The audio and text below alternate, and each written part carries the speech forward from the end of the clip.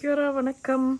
I'm going to make a prawn thokku or a prawn kootu, we call it, and it goes good with rice.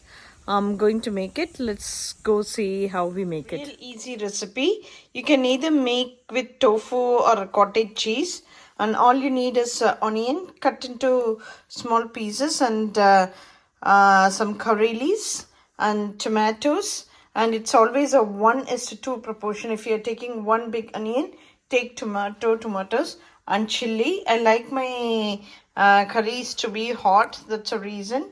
And other ingredients are 2 spoons of coriander powder, some half a spoon of cumin powder, 1 spoon of coconut powder.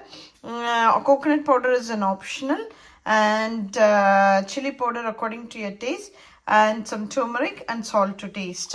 Let's see how we make it. The pan with a medium flame and have a little oil. Usually I use my my Indian cooking sesame oil.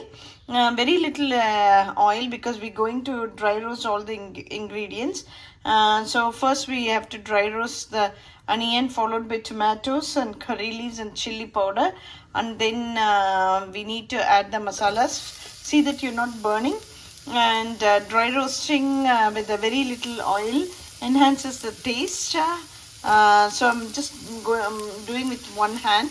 So once I put and start dry roasting, and I'll start shooting the video. At this stage I've added only the salt, and the masalas are still here because we need to wait for the onion and the tomatoes to cook, and see that you're not burning any of the masalas. Just dry roast it for 5 minutes. Okay, tomato might ooze some water, but that's fine. Again, it's an optional, as I told. If you want to take the seed off, and it's your choice. I like the seed in the tomatoes because we're going to grind it as a smooth paste once we cool all these ingredients. It doesn't matter if the tomato has got seed or not. So I put all the masalas and dry roasting. As I told, like, do not burn it, and keep roasting for 5 minutes. Once you once you roast it, turn the flame off and allow it to cool, because you're going to grind this and make it into paste. Some do add cashew nut at this stage and make a paste. I've added some coconut, so I'm not adding a cashew nut today, and let it cool and then make it a paste. Otherwise it will splutter and splutter on your face. So you need to be very careful with cooking, and cooking is an art, and it gives taste, and but then the safety is more important for cooking. So let it cool for other 15 minutes. While it's getting cool, I'm going to clean the prawns. I did grind this after I cooled it, and then in the same pan, do not have to wash it because it's still got the flavor. Put some oil and some ginger garlic paste, 1 spoon of ginger garlic paste, and then add the cleaned prawn. After adding it gives a good aroma. I'm adding a store-bought ginger garlic paste.